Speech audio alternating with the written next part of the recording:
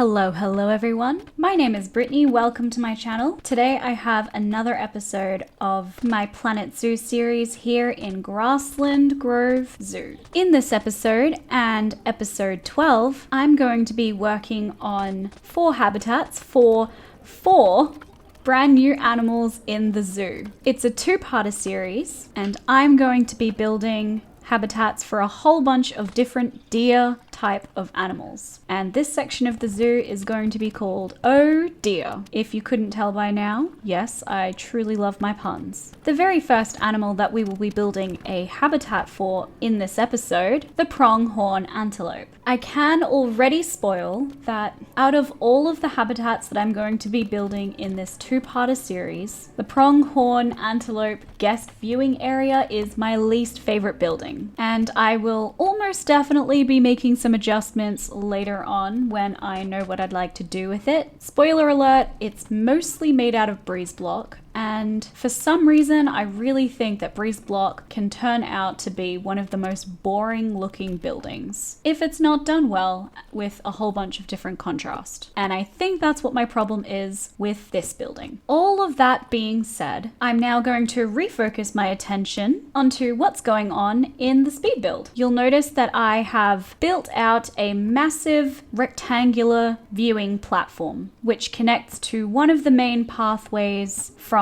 the zoo entrance building, and I've added in the general structure of the walls using the aforementioned breeze block walls that I told you that I didn't like. To make the building look a little bit more interesting and add in some realism, I finished off each of those window sections with the light wooden columns to add some wooden trim. I take a very brief cut to the second guest viewing area for the springbok, Thompson gazelle, and sable antelope, just to add in a guest education point where the educator will give some talks. And then I go back to working on the Pronghorn Antelope guest viewing area. This is also going to act as the animal's hard shelter, and I'm kind of aiming to have it look like a fancy barn. So I duplicate the windows from the top section down to the bottom section and change them into doors instead. I decided that it would look really visually cool if I built out a river inside of the animal's habitat next to this massive pathway. Grassland biomes tend to play with a lot of layering, and the terrain is anything but flat. The terrain is super flat, and then it'll suddenly be a massive lake or mountain. So replicating that to the best of my ability in this zoo, that's kind of the goal. So I did a whole bunch of terraforming, only to realize that my water facility did not reach it. So you'll see that I have duplicated one of the staff areas and pulled it over to where the deer area is going to be, and I made sure that the water facility reached the new stream that I was building in the Pronghorn Antelope habitat, and the electricity facility reached the second viewing area of the springbok. I'm honestly so happy that I spent a bunch of time making these beautiful staff buildings that I could very easily duplicate throughout my zoo, because I think that they look really nice and they require minimal adjustments to make them fit into different areas, which is what I had to do in this case because I didn't want to duplicate the entire facility. There were just a few select buildings that I actually needed. Like I didn't need a whole new trade center and quarantine area because I already have those fairly nearby. And then once I had the buildings that I wanted, I placed it where I needed it and added in some pathing, and then customized the exterior a little bit just to add a little bit of variation between each of the staff zones. And I even customized this really cool staff zone sign, which I duplicated throughout the zoo in front of each of the different staff zone buildings. I added in some trees to make it look super pretty.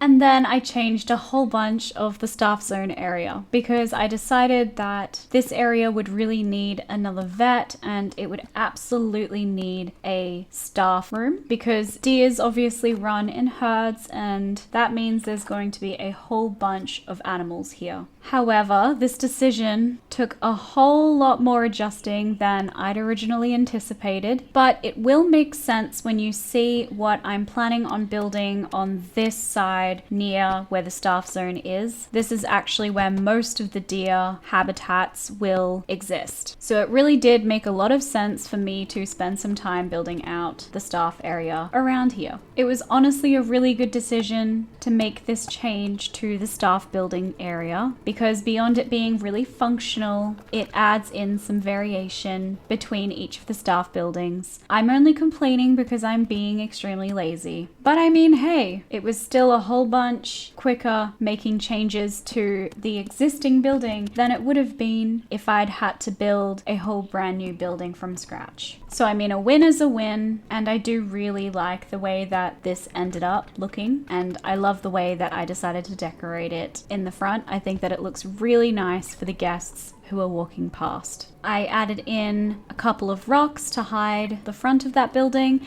and then in front of those rocks I added in a couple of benches because I thought that the front of the building looked so nice that it would actually be a really nice place for the guests to come and relax. Okay, after all of that, we're now finally getting back to the Pronghorn Antelope habitat build. I do really find it very difficult to focus on one build section at a time because something will catch my eye from a different part of the zoo and I'll just want to go and fix that immediately. Anyway, what I've just done is building in the barriers around the habitat. Most of this was okay, but because the habitat is on kind of different levels, I did experience a little bit of issue towards the back and trying to connect it so that the barrier went underneath the platform. You'll see that I've added in a wall underneath the viewing platform and made it so a barrier splits the two, and that's because the other half of the platform is going to be used as a hard shelter for a different animal. Quick pause, how cute was that little video of the pronghorn antelope enjoying his new habitat? Okay, back to the speed build. I decided I really didn't like the windows that I'd originally put in. It felt a little bit too boxy. So I tried to break that up by including this massive window in the middle of the building, which I definitely think helps add some variation and break up the boxy feel. And it gives me a really perfect place to put a guest educator point. And then I go through and make some changes to the terrain paint. Honestly, the antelopes were pretty happy already, so I didn't have to make too many adjustments. It was mostly making some adjustments to the side of the habitat where the river runs. That was all grass, which didn't look very realistic to me. And then adding a whole bunch more grass into the main section of the habitat, which I mostly placed underneath the viewing platform because that felt the most realistic to me. Then I start working on combining the new deer viewing habitat building, wow that's a mouthful, with the existing building that leads to the dog areas. That didn't take too long because it was pretty easy to duplicate the walls and the charcoal grey plasterboard, and then just hid any gaps with the light wooden columns so that it all blended together really nicely. Then I decided to roof the building. Normally I wait until I've completely finished the interior because it's really annoying to go back in and make adjustments to a building's interior when there's a roof on top, but I just really had no idea how I was going to roof it and how the walls were going to fit with it as well. So I basically did it to finish the rest of the building off, and doing this actually made me make a whole bunch of adjustments to the walls. I realized that I really hated the window placement. It was going to look really silly with how high this roof was going to have to be. So I go in and do a massive overhaul on it. I make the windows much bigger, well, taller, not wider, but the general vibe that I'd originally built out and the window placement, that all basically remained the same. And then I just did finishing touches on the sides with the breeze block wall pieces, which kind of made it feel a little bit cramped and dark, which is the opposite of the vibe that I'm going for in this zoo. It's supposed to feel light and airy and modern. So I knew that I had to include way more glass in the building. So that's what I did along the top of the front section of the building. And then I finished off the edging with a little bit more of the light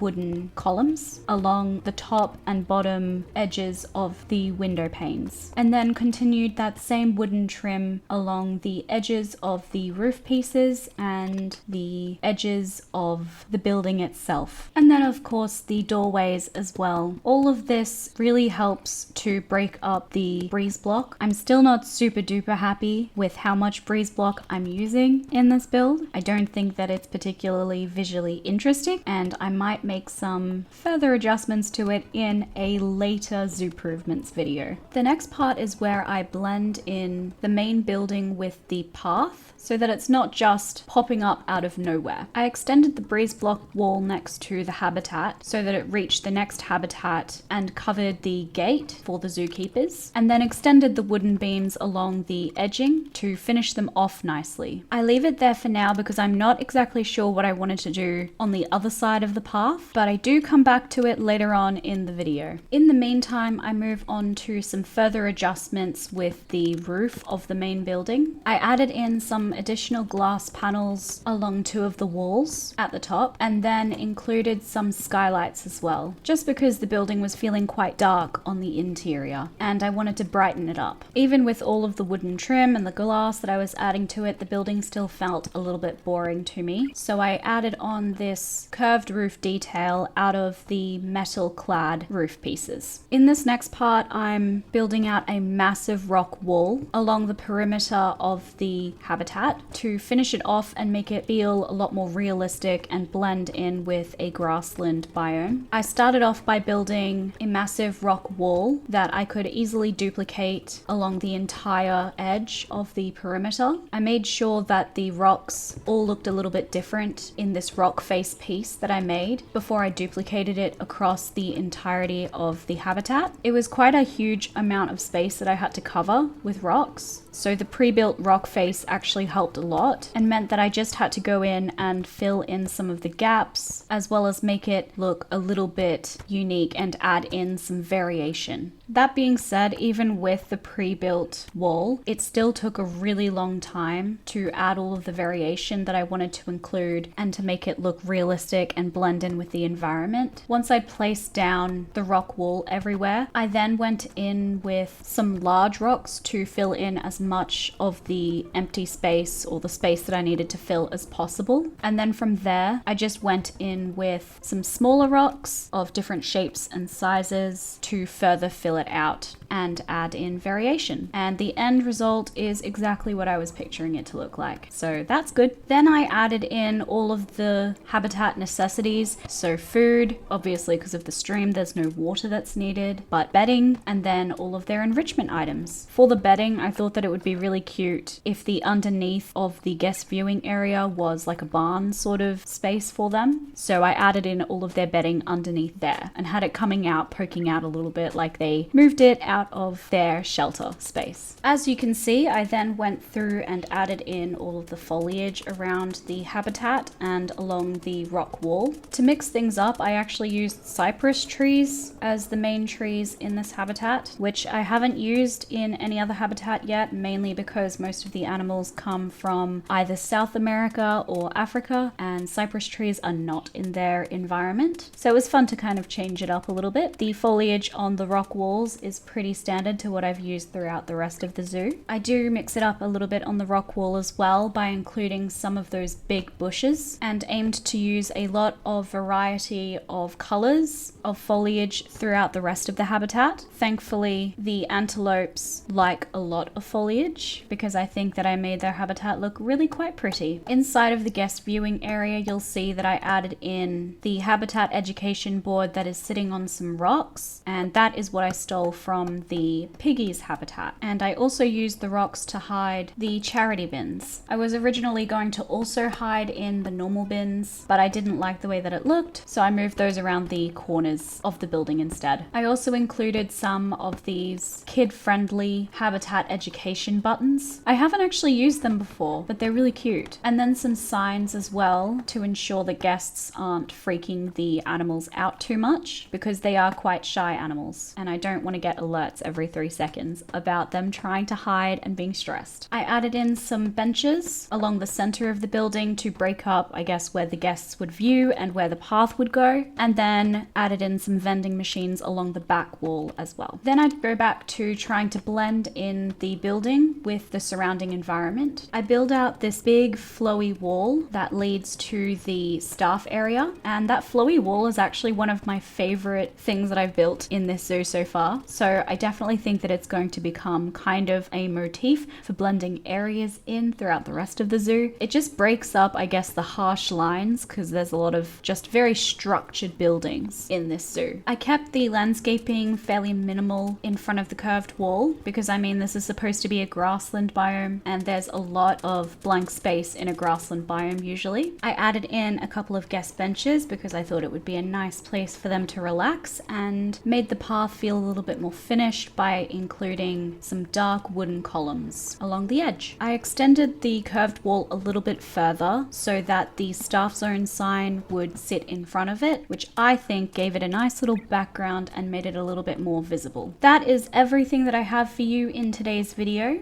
Thank you so much for watching. I hope to see you in the next one. Bye!